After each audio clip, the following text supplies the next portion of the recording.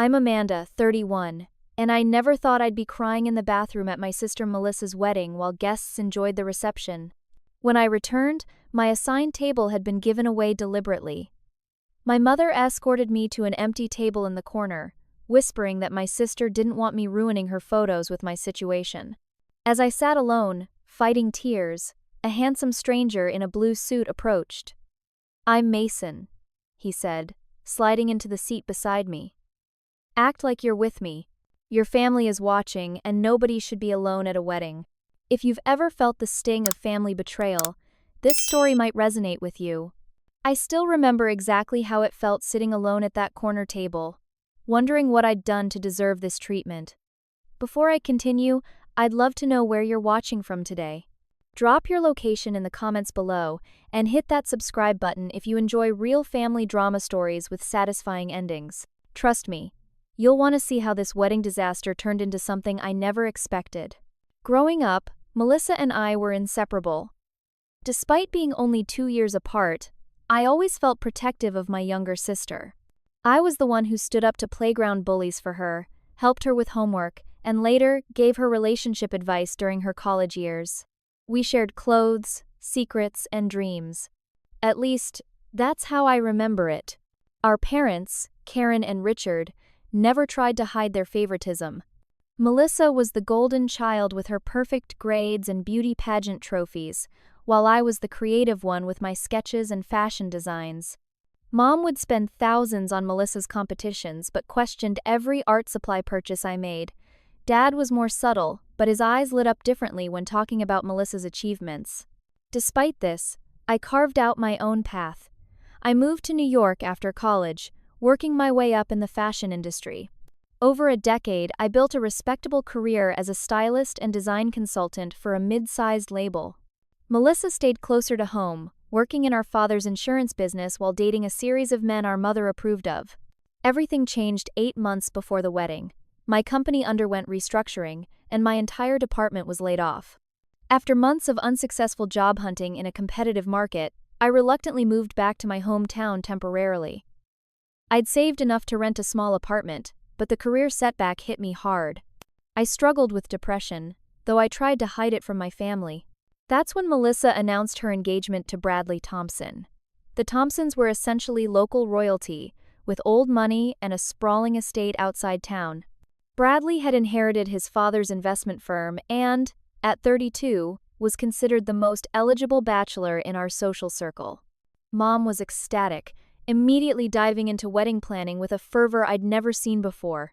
Initially, I was genuinely happy for Melissa. When she asked me to be her maid of honor, I thought it might be a chance for us to reconnect. I threw myself into the role, hoping to push aside my career disappointment by helping create her perfect day. The changes were subtle at first. Melissa began forgetting to include me in planning sessions. My suggestions for the bachelorette party were dismissed as not classy enough. Mom started making comments about how I should try to look more put together for wedding events, implying my fashion industry experience somehow made me less capable of understanding appropriate attire. Things deteriorated rapidly after the engagement party. Melissa became obsessed with appearances, constantly mentioning the Thompsons' expectations and family reputation. Our once warm relationship turned cold and transactional. Every conversation revolved around the wedding and maintaining a certain image. The final blow came just 1 month before the wedding. Melissa called to tell me she was restructuring the bridal party. Her new coworker Jessica would be maid of honor, and I would be just a bridesmaid. Her explanation was vague, something about Jessica having more time to handle the responsibilities. When I called Mom in tears, she defended Melissa. "Honey, you've been so negative lately. Melissa needs positive energy around her right now. This is her big day, and the Thompsons have certain expectations. You understand, don't you?" I didn't understand, but I swallowed my hurt and agreed to the demotion. Then came the bridesmaid dress fiasco. Somehow, mine was the only one ordered in the wrong size. With no time for alterations, I was given a slightly different style that Melissa assured me would still look fine in photos. Despite everything, I was determined to support my sister. Family was family, and I assumed whatever tension existed between us would dissolve once the wedding stress passed. I could never have imagined what was really happening behind the scenes. I woke up on Melissa's wedding day with renewed determination. Whatever had happened between us, this was her special day, and I wanted to be the supportive sister I'd always tried to be. I'd planned to join the bridal party at the hotel for hair and makeup, but a last-minute text from Jessica informed me that the schedule was too tight and I should just meet them at the church. So instead, I got ready at my parents' house, carefully applying my makeup and styling my hair the way I'd learned from my years in the fashion industry. Mom had already left for the hotel hours earlier, and Dad was picking up his tuxedo, leaving me alone with my thoughts and growing unease. I arrived at the church an hour before the ceremony as instructed, dressed in my slightly off bridesmaid gown.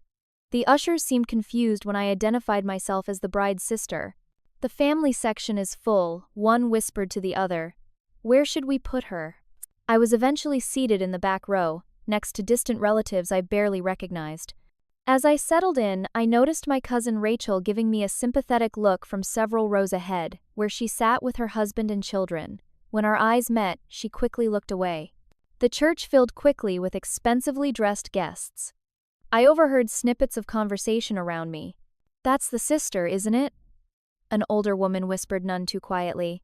"Such a shame about her situation," her companion replied with a knowing nod. "What situation?"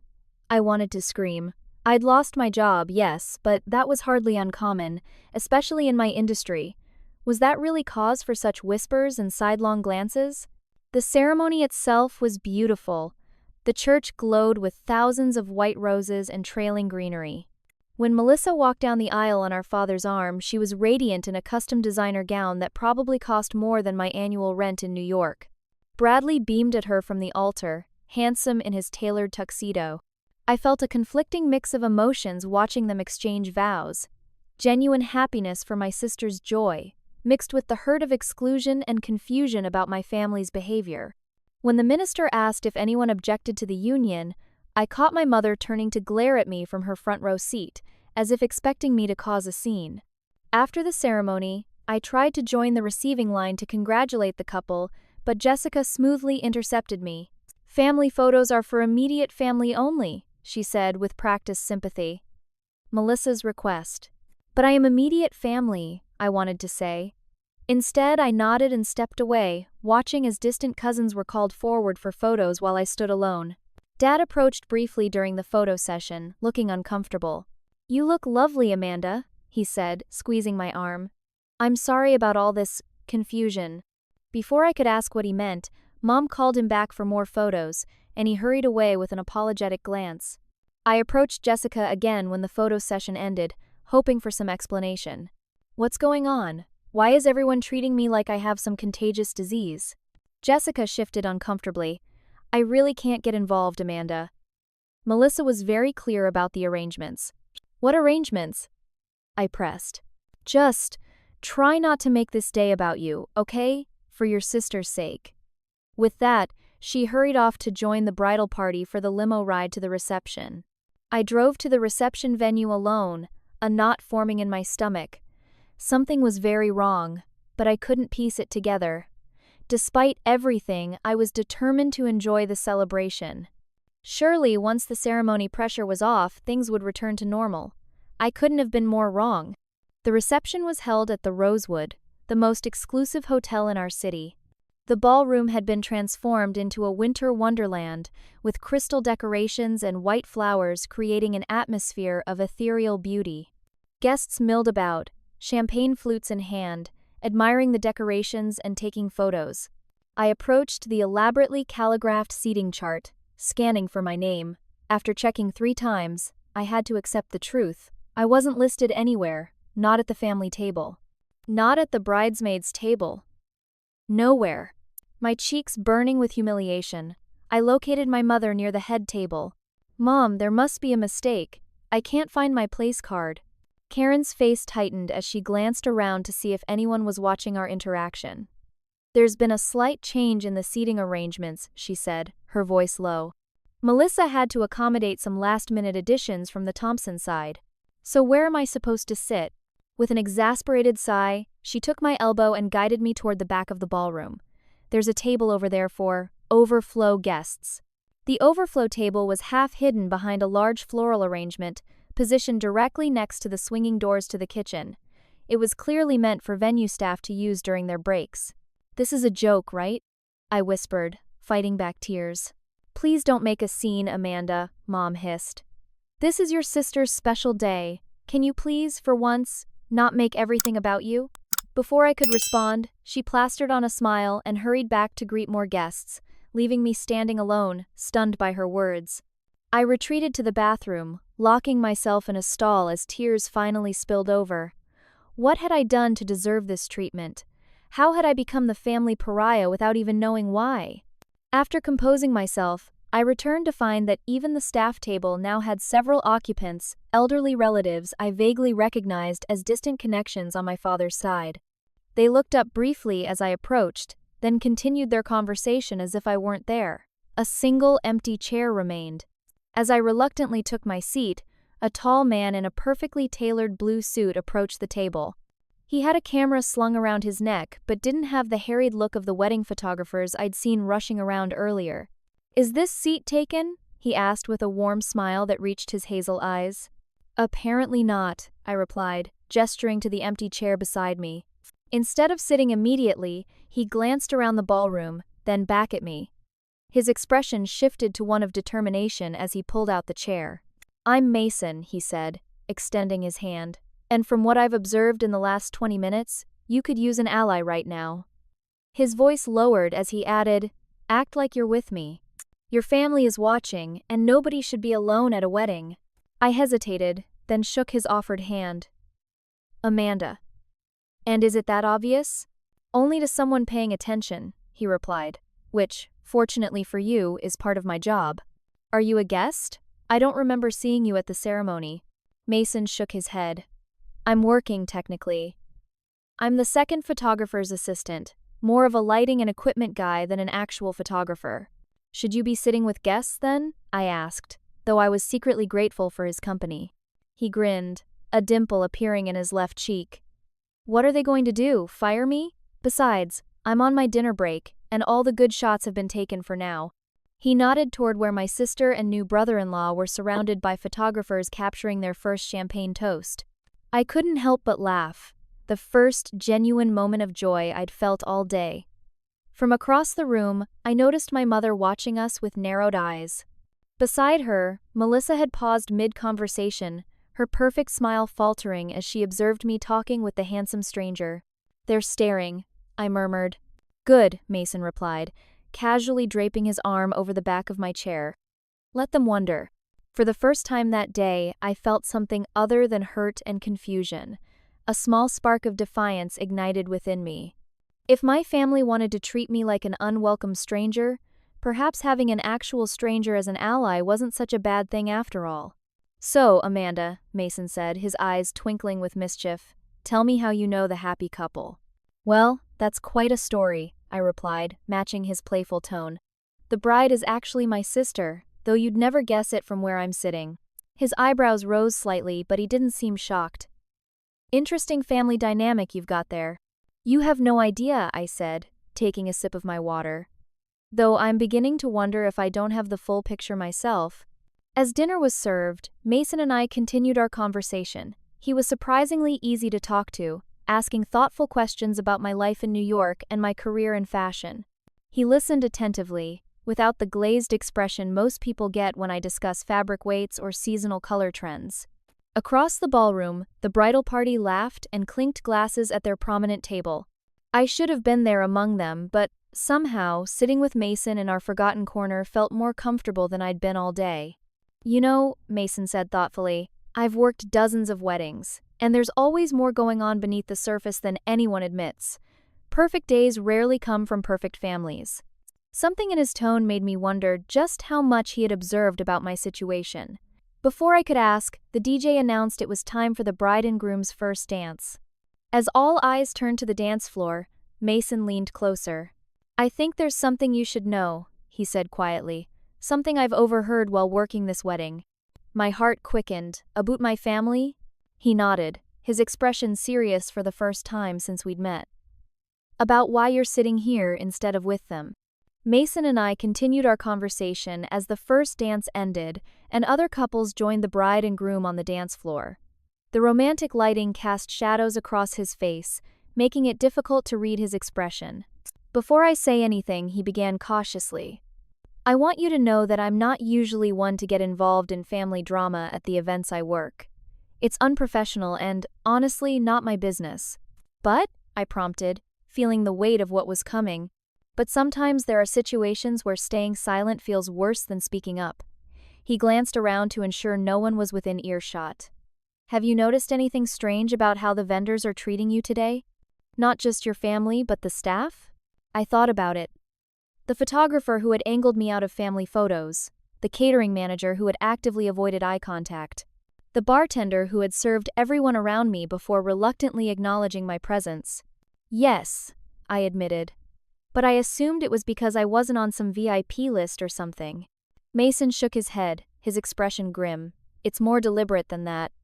I've been working weddings for 3 years to pay my way through film school. Vendors talk to each other, and there are always special instructions for certain guests. A chill ran down my spine. What kind of instructions? He hesitated before continuing. During the rehearsal dinner and pre-wedding events, I overheard conversations about you. Specific instructions regarding the bride's sister. What exactly did they say? My voice had dropped to a whisper. Mason took a deep breath. Your sister and mother told the wedding coordinator and key vendors that you were unstable after losing your job. That you might cause a scene or try to ruin the wedding out of jealousy. I felt as though I'd been slapped. What? That's ridiculous. I was laid off during company restructuring along with my entire department. And I've been nothing but supportive of Melissa's engagement.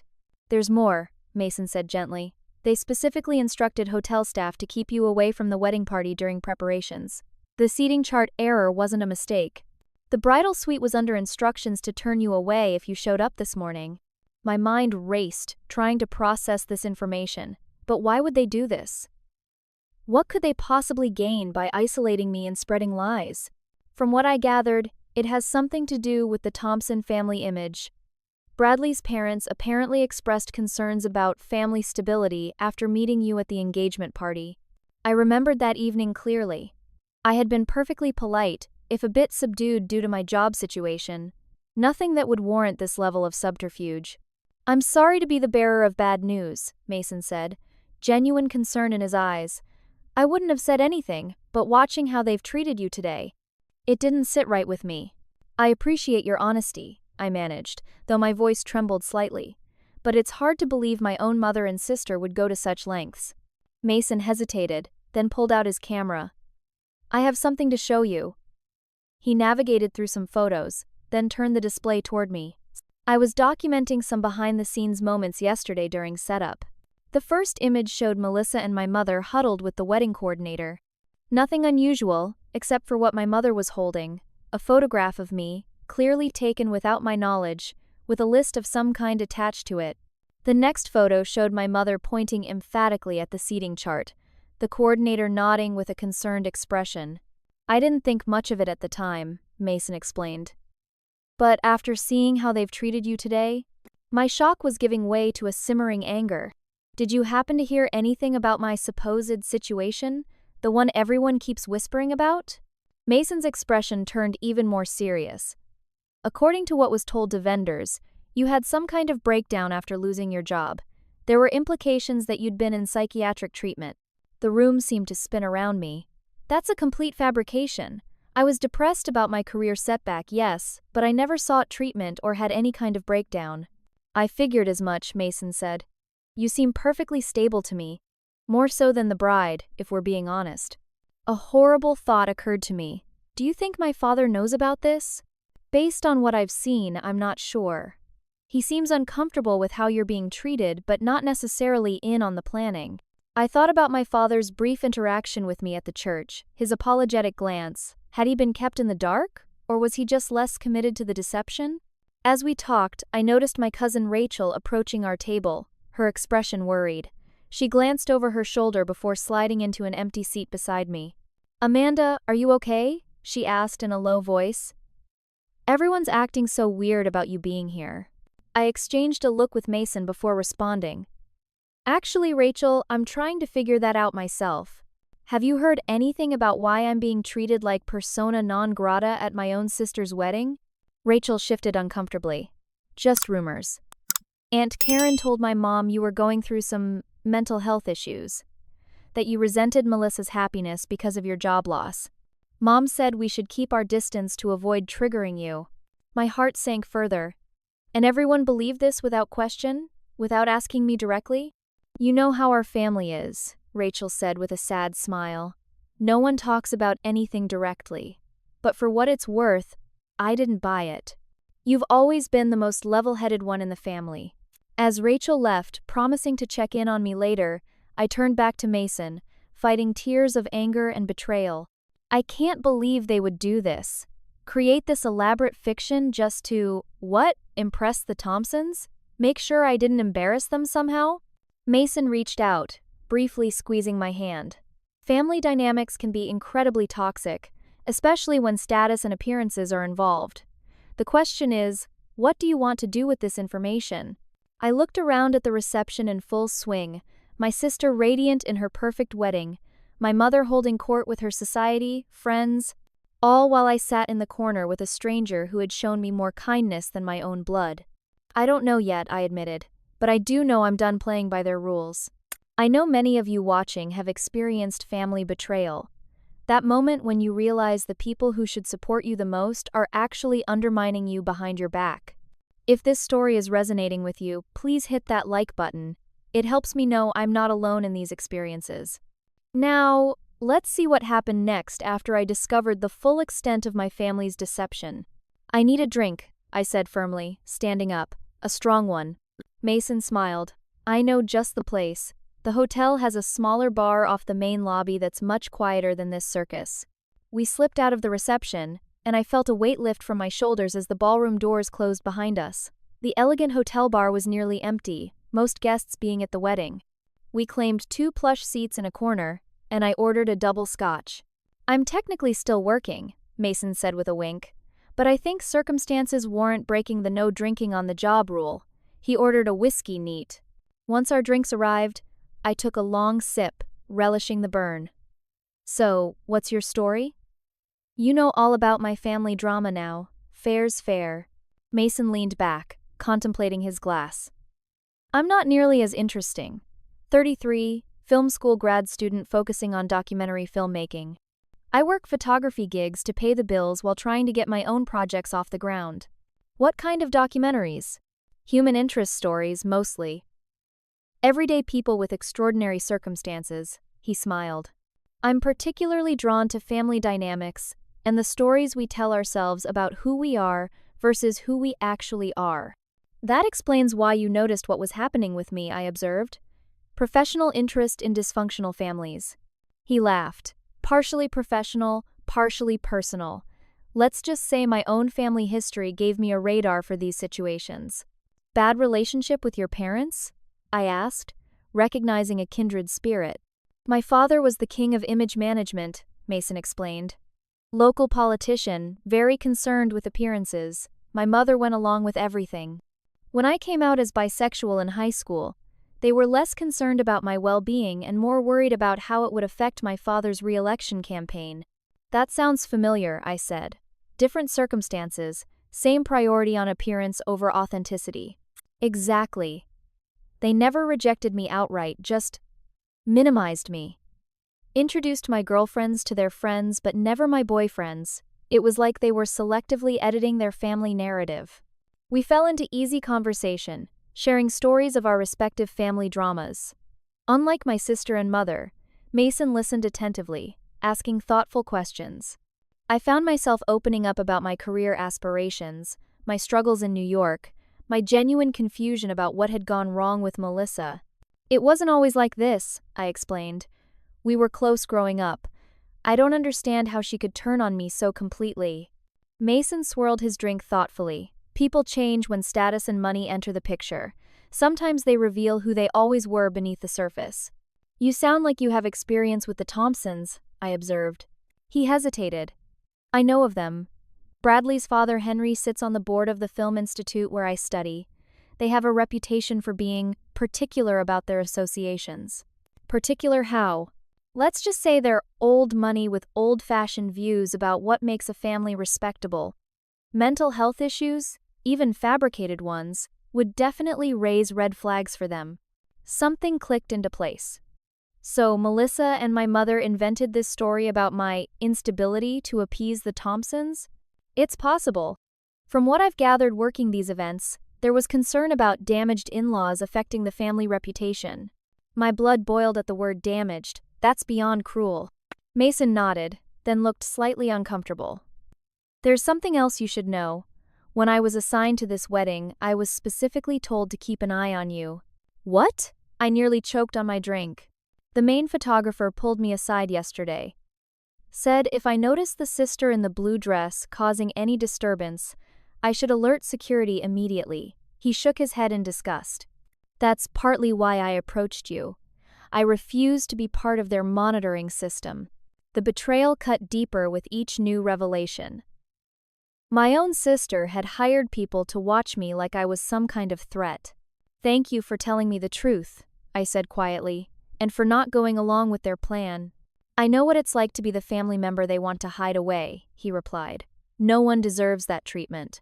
As we talked, I found myself drawn to Mason's warmth and authenticity. He showed me his photography portfolio on his phone, stunning documentary-style images that captured raw human emotion. I shared stories about my design work, the collections I'd helped create in New York. Time slipped away as we connected over shared passions and similar family struggles. There was an undeniable attraction building between us, a magnetic pull that had nothing to do with the circumstances that had brought us together. My phone buzzed with a text from my mother. "Where are you?" people are asking. "Come back immediately." Mason noticed my expression change. "Family summons?" I showed him the message. Apparently my absence has been noticed. "What do you want to do?" he asked, leaving the decision entirely to me. I considered for a moment. I think it's time to go back and face them. Running away feels too much like giving them what they want. "For what it's worth," Mason said, standing and offering me his hand, "I think you're incredibly brave, and I'd be honored to accompany you if you'd like." I took his hand, feeling a spark at the contact. I'd like that very much. As we walked back toward the reception, Mason stopped me gently. "One more thing. If things get uncomfortable in there, I want you to know I've been documenting today. Not just for the wedding, but, well, I have photos and recordings that could serve as evidence of how they've treated you, just in case you need protection." The fact that he'd thought to protect me, a virtual stranger, moved me deeply. "Thank you, Mason. Let's hope it doesn't come to that." Hand in hand, we returned to the reception, ready to face whatever came next together. We re-entered the reception just as the DJ announced the cake-cutting ceremony would begin momentarily. All eyes turned to us as Mason held the door open for me, his hand lightly resting on the small of my back. The intimacy of the gesture wasn't lost on the onlookers, particularly my mother, whose eyes widened in alarm. "Amanda," she hissed, intercepting us before we could make it further into the room. "Where have you been? And who is this?" Before I could respond, Mason extended his hand. "Mason Crawford. I'm with the photography team, but I'm here as Amanda's guest now." My mother ignored his outstretched hand. "Photography team members don't socialize with the wedding party. I'm sure you're needed elsewhere." "Actually," Mason replied smoothly, "I've completed my assigned shots, and Amanda kindly invited me to join her for the remainder of the evening." Mother's face tightened. "Amanda, a word, privately." I stood my ground. "Anything you need to say can be said right here." Her voice dropped to a venomous whisper. "You are making a spectacle of yourself. First disappearing during dinner, now parading around with the help. This is your sister's special day, and you're determined to ruin it." "Interesting perspective," I replied, keeping my voice steady, "especially since I was deliberately excluded from every aspect of this wedding, including being assigned a seat by the kitchen doors." "This is exactly the kind of dramatic behavior we were concerned about," she said, glancing nervously toward the Thompson family. "You always make everything about yourself." Mason stepped closer to me, a silent show of support. "Mrs. Wilson, with all due respect, Amanda has been nothing but gracious today despite being treated quite poorly." Perhaps you should consider why she felt the need to leave the reception in the first place. Mother bristled at his intervention. This is a family matter. A family matter you've made quite public, I countered, noticing my cousin Rachel approaching us. Amanda, there you are, Rachel said with forced cheerfulness, clearly trying to diffuse the tension. Everyone's gathering for cake. Oh, hello, she added, turning to Mason. I made quick introductions, grateful for Rachel's interruption. She linked her arm through mine, guiding me toward the center of the room where guests were assembling for the cake cutting. Your mom looks like she's about to explode, Rachel whispered. What's going on? Long story, I murmured back. But I've learned some interesting things about why I've been treated like a pariah today. Rachel squeezed my arm. For what it's worth, I told my mom I thought the whole Amanda is unstable story sounded ridiculous. You've always been the rock of the family. Thank you for believing in me, I said, genuinely touched.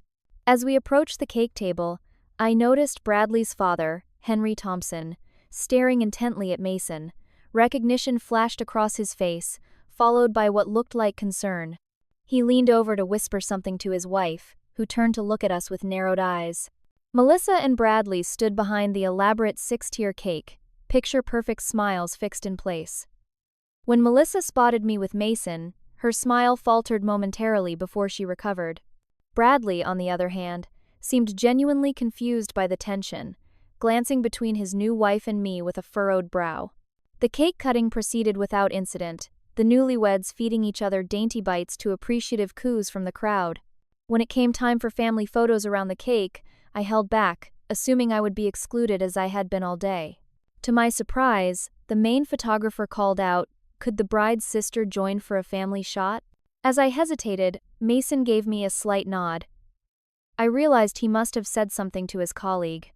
Slowly, I moved forward to join my parents and the newlyweds. A little to the left, please, the photographer directed, positioning me on the edge of the group. Mrs. Wilson, could you move closer to your daughter? Which one? My father asked. The first words he'd spoken directly to me since our brief interaction at the church. An awkward silence followed before my mother stepped stiffly beside me, barely touching my shoulder. The forced proximity made the emotional distance between us even more palpable. Wonderful. Now one with both families together, the photographer called. As the Thompson clan joined us, I noticed Henry Thompson placing himself as far from me as possible while still being in the frame. The photographer, catching Mason's eye, repositioned everyone. Mr. Thompson, if you could stand beside the bride's sister, please. Yes, perfect. The discomfort on Henry's face was evident, but social propriety prevented him from objecting. I could feel my mother's nails digging into my arm as she maintained her frozen smile. Once the photos ended, I extracted myself from my mother's grip and returned to where Mason waited. That was interesting, I murmured. Just establishing your rightful place in the family documentation, he replied with a wink. As the evening progressed, Mason and I took to the dance floor. He was surprisingly graceful, guiding me through several songs. I was acutely aware of the stares we attracted, but for once, I didn't care what anyone thought. There was something liberating about being with someone who knew the truth and stood by me anyway. During a slow dance, I noticed Bradley approaching his new wife at their table. Though I couldn't hear their conversation, Melissa's expression shifted from annoyance to defensiveness. She gestured in my direction, her body language agitated.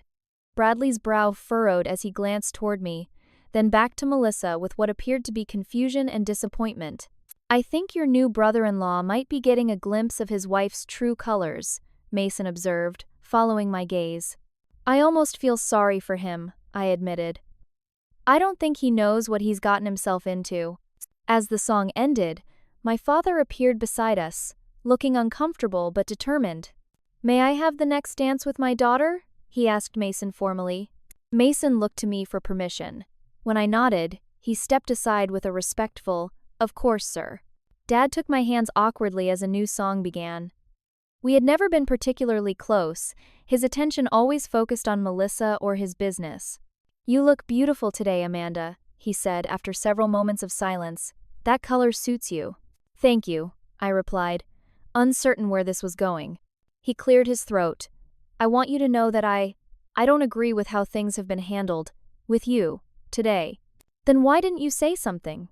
I asked, the hurt evident in my voice. Why let them treat me this way? He looked away, shame crossing his features. Your mother and sister, they can be very persuasive when they set their minds to something. They insisted it was for the best. For Melissa's happiness. And my happiness doesn't matter? Of course it does, he said, though his voice lacked conviction. I don't know what's true anymore. About your situation. My situation, I repeated flatly. You mean the complete fabrication that I had some kind of mental breakdown? That I'm unstable and might ruin Melissa's perfect day? None of that is true, Dad. Not a single word. Confusion clouded his features.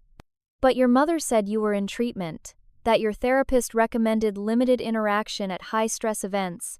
My jaw dropped. I've never seen a therapist in my life. I was depressed about losing my job, yes, but nothing that required professional intervention. They lied to you, Dad. Just like they lied to everyone else here. He stopped dancing, staring at me with dawning comprehension. But why would they? Because the precious Thompsons might not want their son marrying into a family with mental health issues, I said bitterly. Apparently, a laid-off fashion consultant's sister doesn't fit their image of the perfect family. Dad's face paled. I need to speak with your mother. As he walked away, Mason returned to my side. Everything okay? I think my father just realized he's been played as much as I have, I said, watching Dad approach my mother with uncharacteristic determination. This should be interesting. The reception was in full swing, with most guests either dancing or mingling at the open bar. I watched my father confront my mother in a heated but hushed conversation near the gift table. Her expression shifted from dismissive to defensive as he continued speaking, his gestures becoming more animated. I think your father might be having a revelation, Mason observed, following my gaze. Before I could respond, Melissa materialized beside us, her smile tight and not reaching her eyes. Amanda, could I speak with you privately? It wasn't really a question. I glanced at Mason, who gave me a subtle nod. I'll be right here if you need me, he said quietly. Fine, I agreed, following my sister to a quiet hallway just outside the ballroom. Once we were alone, Melissa's pleasant facade evaporated. What exactly do you think you're doing? She demanded. I'm attending my sister's wedding, I replied calmly. Though I'm not sure why I bothered, given the reception I've received. Don't play innocent.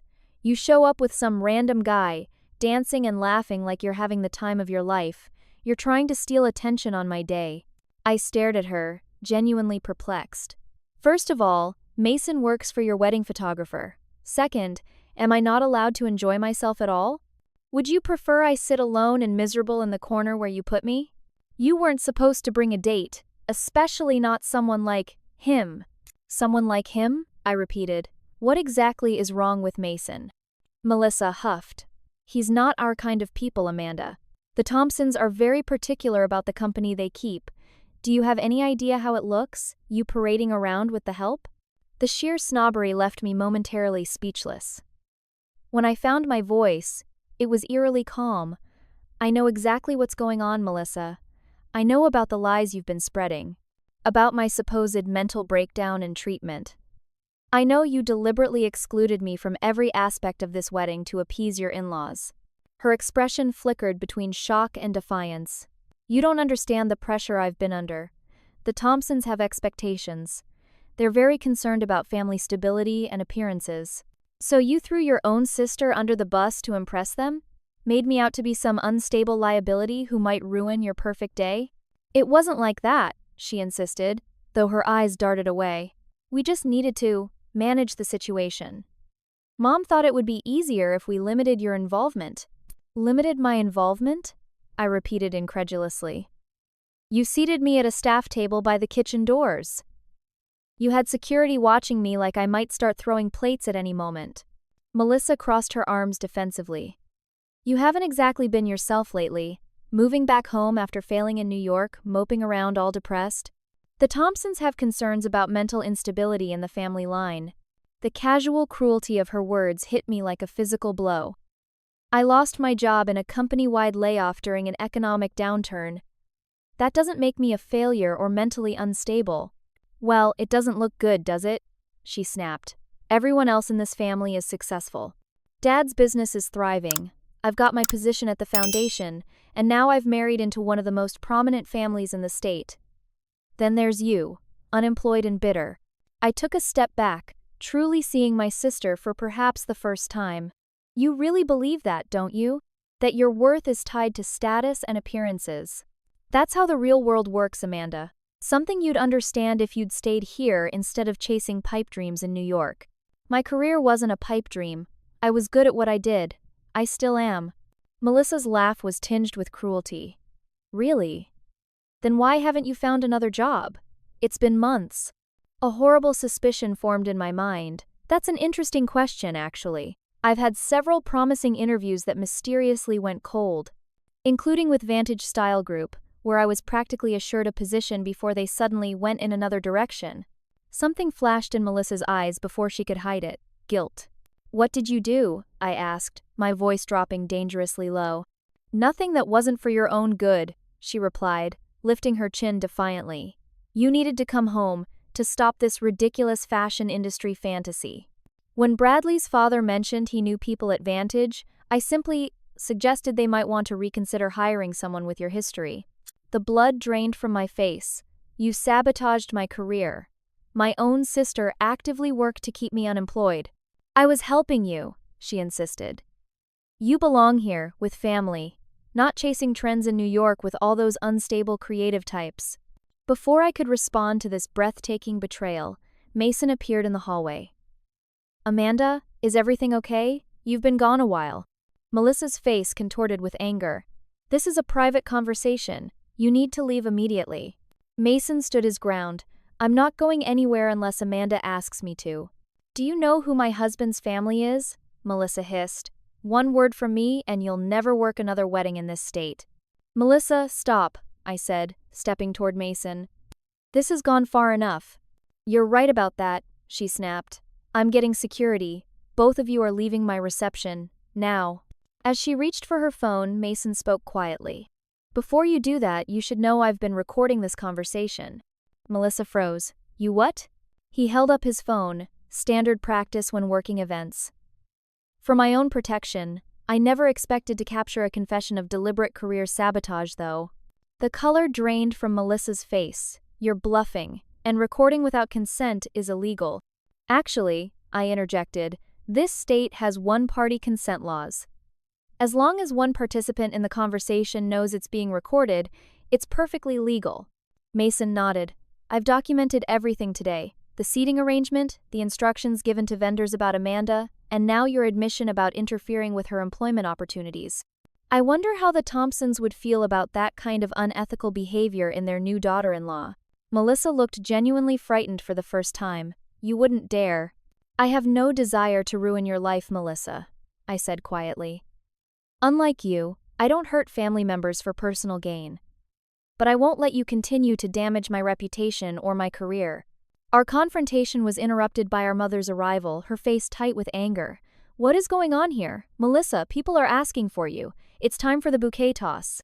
Mom, Melissa said, her voice shaking slightly. They're threatening me. He's been recording us. Karen's eyes widened in alarm. Recording? What are you talking about? Before anyone could explain, my father appeared with Bradley close behind him. Karen, Dad said, his voice uncharacteristically firm. We need to talk about what you and Melissa have been doing to Amanda. Richard, this isn't the time or place, she hissed. I think it's exactly the time and place, he replied. I've just spent 20 minutes learning from Bradley that his family never expressed any concerns about Amanda's mental health. That was a fabrication.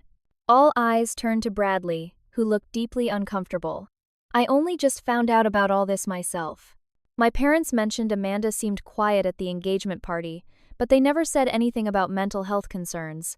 Melissa's perfect composure finally cracked. They were thinking it.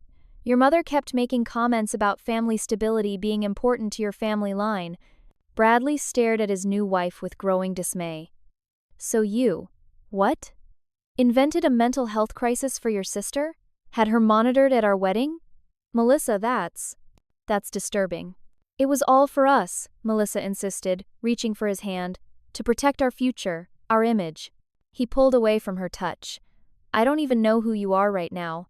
The conversation had drawn attention from nearby guests, who watched with undisguised curiosity. I noticed Henry and Margaret Thompson approaching, their expressions concerned. "What's happening here?" Henry asked, his authoritative voice cutting through the tension.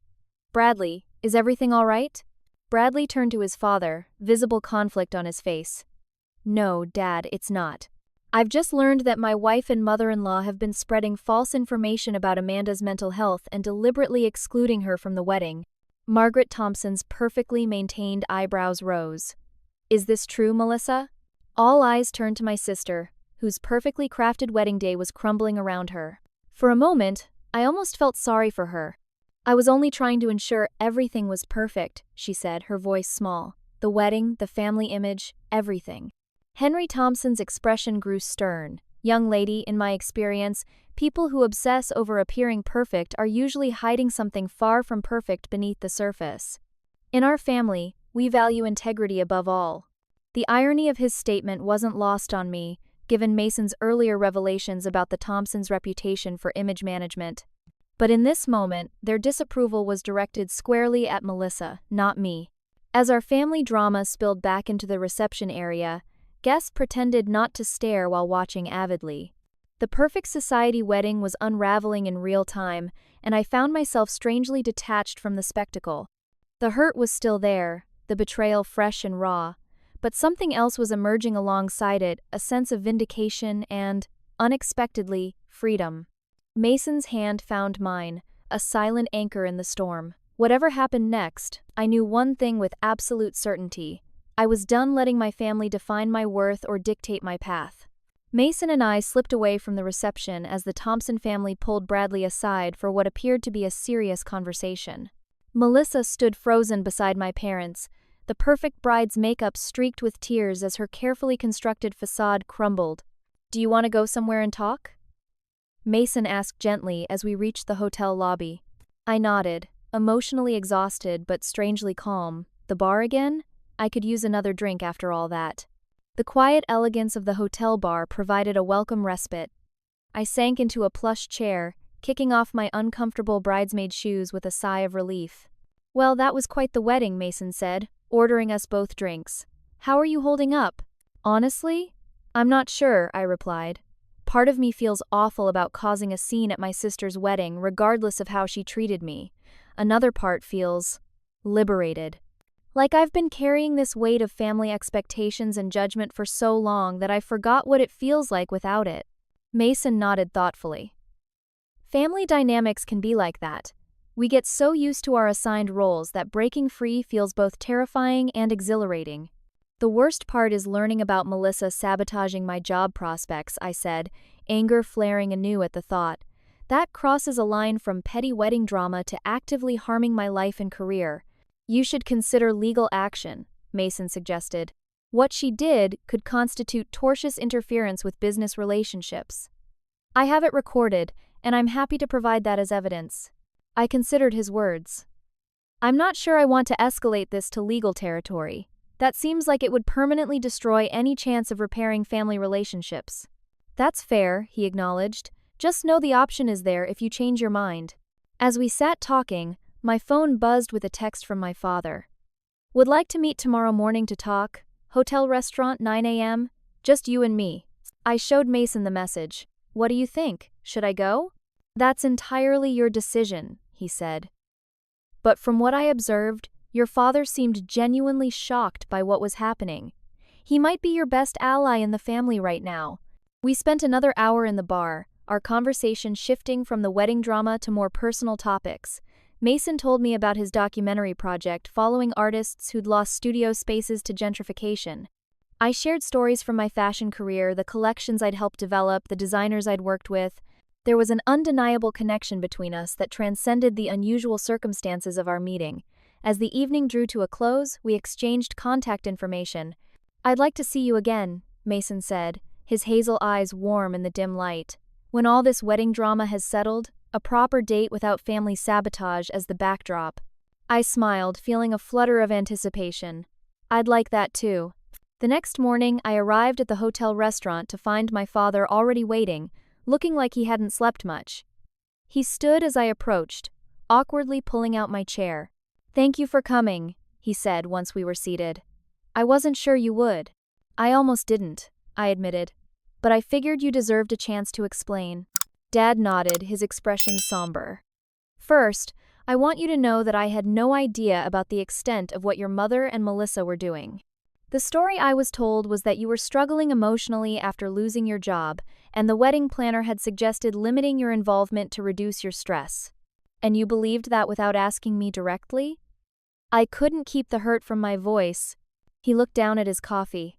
"I should have questioned it more. Your mother can be persuasive, and she's always handled the emotional aspects of family life. I trusted her judgment, and that was my mistake. It was quite a bit more than limiting my involvement, Dad. They spread rumors about me having a mental breakdown. They sabotaged my career opportunities. They humiliated me at the wedding." Dad winced visibly. "I know, and there's no excuse for that. I spoke with your mother at length last night, and while she still believes she was acting in Melissa's best interests, I made it clear that I find her actions unacceptable." "And Melissa? Did you talk to her too?" "Bradley took Melissa to his parents' house after the reception. Apparently, the honeymoon has been postponed while they reassess the situation." He sighed heavily. "The Thompsons are old-fashioned, Amanda. They take vows seriously, but they also place tremendous value on honesty and family loyalty. What Melissa did violates their core principles."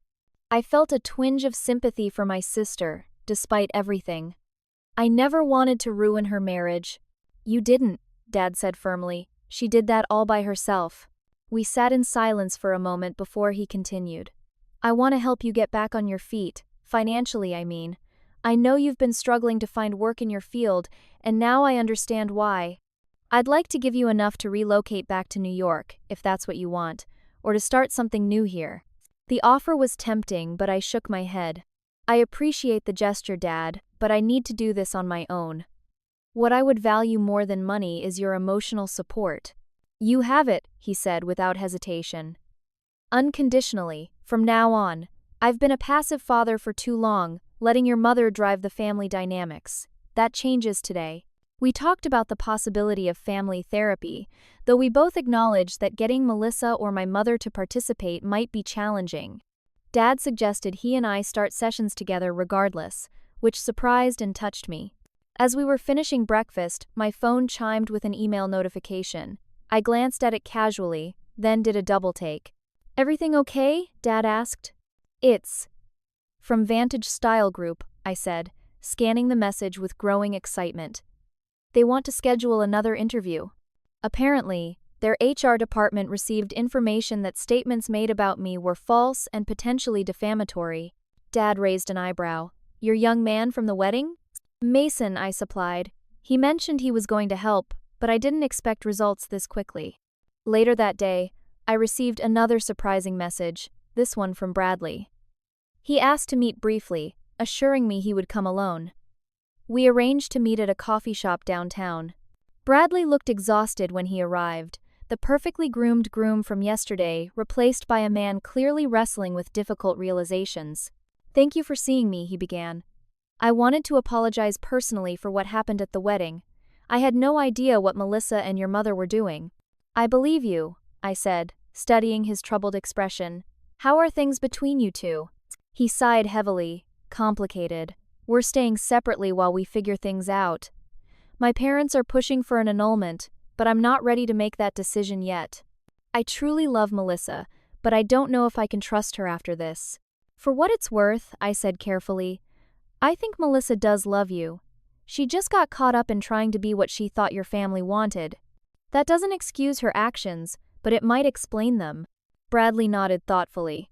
"That's what makes this so difficult. I understand the pressure my family can exert, even unintentionally. I just wish she'd talked to me instead of all this." We parted on civil terms, both acknowledging that the future of their marriage was uncertain. That evening, Mason called to check in. His voice was warm and familiar, already a source of comfort despite our brief acquaintance.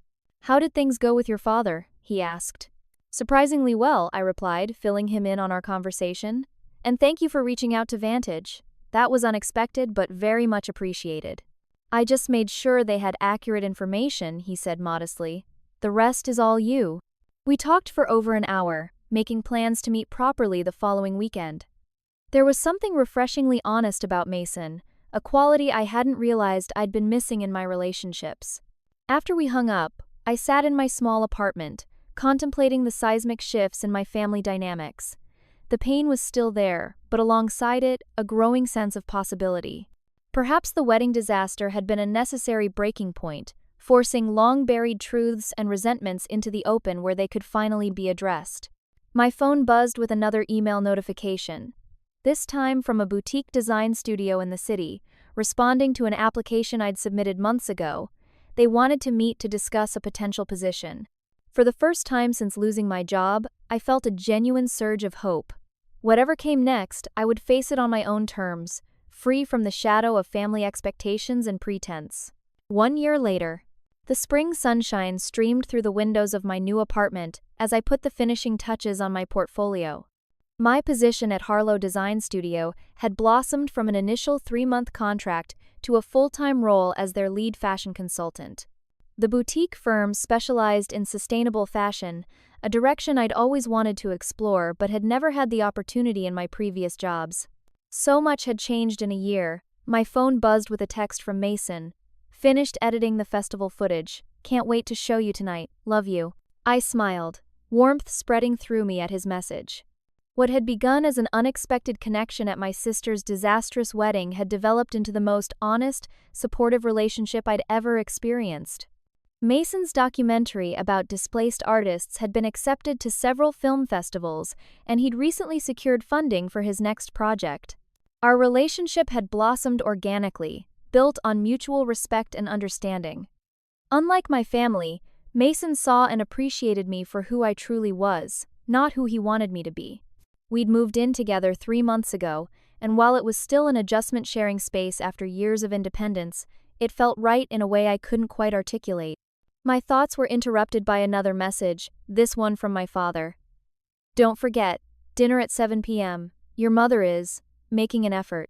I sighed, my feelings immediately more complicated. My relationship with my father had strengthened considerably over the past year. Our weekly therapy sessions had helped us establish healthier communication patterns and understand the family dynamics that had shaped us both. He'd made a genuine effort to support my career and get to know Mason, even attending the local screening of his documentary. My mother was a different story. After the wedding debacle, she'd initially doubled down on defending her and Melissa's actions. It had taken months before she grudgingly admitted any wrongdoing, and even then, it was framed as trying too hard to create a perfect day rather than acknowledging the deliberate deception and sabotage. Our relationship remained strained, though in recent months she'd made small overtures toward reconciliation. Tonight's dinner was the latest attempt, organized by my father as neutral territory at a restaurant we all enjoyed. As for Melissa and Bradley, their story had taken several unexpected turns.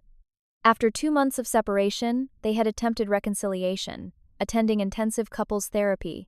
Bradley had been willing to work through their issues, much to his parents' dismay. They had moved forward with their marriage, though from what my father shared, it was still a work in progress. Melissa and I had barely spoken for 6 months after the wedding. Then, around Christmas, she'd reached out with a carefully worded text asking if we could meet. Our conversation at a quiet cafe had been awkward and tense. Her apology, clearly rehearsed and likely prompted by her therapist, had felt more obligatory than genuine. I still believe I was trying to do what was best for everyone, she'd said, but I understand now that my methods were inappropriate. I'm sorry if you were hurt. The qualified nature of her apology spoke volumes, but I'd accepted it as the best she could offer at that point. We'd established a cautious, distant politeness since then, exchanging occasional texts and seeing each other at mandatory family events. It wasn't the close sisterhood I'd once cherished, but it was better than open hostility. The doorbell pulled me from my reflections. I opened it to find Mason, his camera bag slung over one shoulder. "You're home early," I said, greeting him with a kiss. "Wrapped up editing faster than expected," he replied, dropping his bag and pulling me into a proper embrace. "Ready for the family dinner tonight?" I groaned dramatically, making him laugh. "As ready as I'll ever be. Dad says Mom is making an effort. whatever that means. Well, I'll be right beside you the whole time, he promised. Though I draw the line at secretly recording the conversation this time. Very funny, I said, playfully swatting his arm.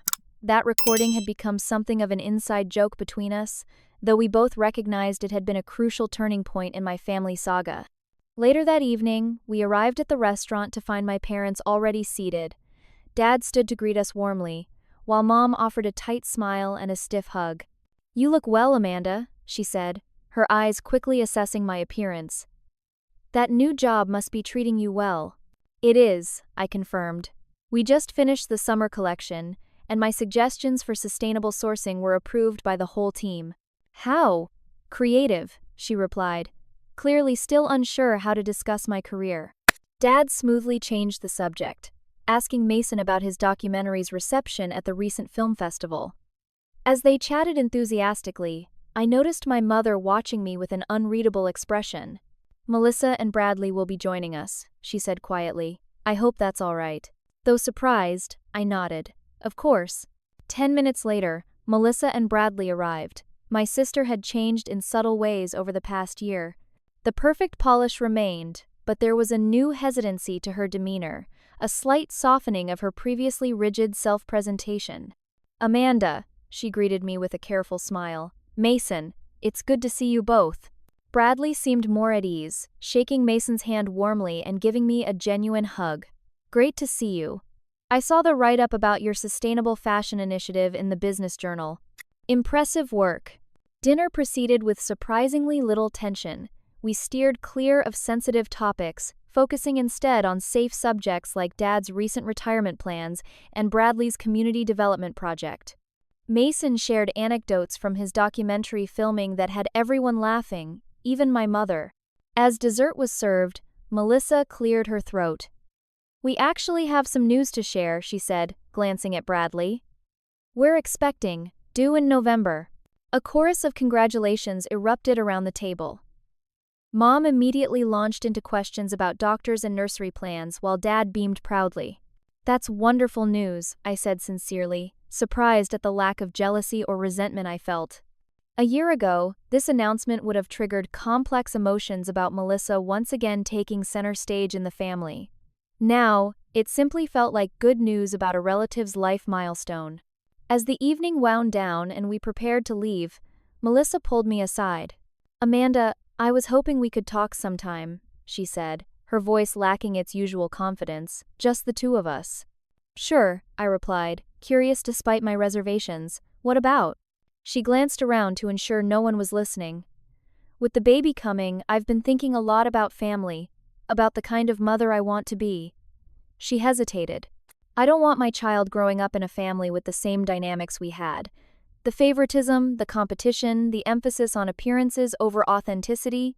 I studied her face, looking for signs of manipulation but finding what appeared to be genuine concern. "That's surprisingly insightful, Melissa." "Therapy," she said with a small laugh. "Turns out it's actually useful when you're honest with your therapist." Who knew? As Mason and I drove home, I shared Melissa's comments with him. "Do you think she's sincere?" he asked. "I'm not sure," I admitted. "Part of me wants to believe she's capable of real change, especially with a child on the way. Another part remembers how thoroughly she betrayed me and wonders if this is just another performance." "People can change," Mason said thoughtfully, "but they have to want to, and it takes time. You don't have to decide today whether to fully trust her again." "What would you include in this scene if it were in one of your documentaries?" I asked, genuinely curious about his perspective. He considered for a moment. "I'd show the contrast between where you were a year ago and where you are now. The wedding where you were isolated and betrayed, versus tonight where you sat confidently as your own person, no longer seeking their approval. I'd focus on how the family dynamic has shifted, with you establishing boundaries while still maintaining connections on your terms." His words resonated deeply. I had changed, perhaps more than anyone else in my family. The painful experience of the wedding and its aftermath had forced me to reevaluate everything about how I defined myself and my worth. No longer seeking validation from family members who couldn't see my true value, I'd built a life based on authentic relationships and meaningful work. "You know what's ironic?" I mused as we approached our apartment. If Melissa hadn't seated me alone at that corner table, you never would have approached me. Their attempt to isolate and humiliate me led directly to meeting the person who helped me break free from their manipulation. Mason smiled, taking my hand as we walked inside. Life has a way of working out in unexpected ways. Sometimes being forced to sit alone is the first step to finding where you truly belong. As I settled into our evening routine, I reflected on the strange journey of the past year. The wedding that should have been a celebration of love had instead exposed the dysfunction and pretense that had defined my family for decades. The public humiliation that had seemed like the worst moment of my life had ultimately freed me from patterns that had held me back for years. I still had mixed feelings about my relationship with Melissa and my mother. Some wounds heal slowly, if at all, but I no longer defined myself by their approval or lived in fear of their judgment. I had created a life filled with genuine connection, meaningful work, and authentic self-expression, a life that would never have been possible if I'd remained trapped in the role they'd assigned me. If you've ever experienced family betrayal, I hope my story brings you some comfort. Sometimes the most painful moments lead us to unexpected blessings. The day I sat alone at my sister's wedding turned out to be the beginning of finding my true place in the world.